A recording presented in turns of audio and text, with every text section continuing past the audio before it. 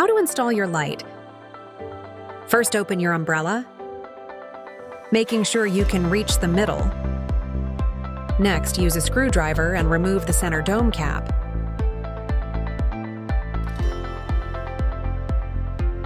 Now install the new mount with bolt in this gap lining up.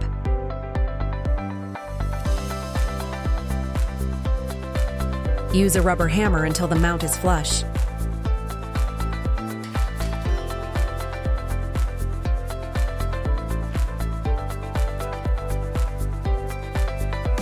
Twist your light into place and turn on.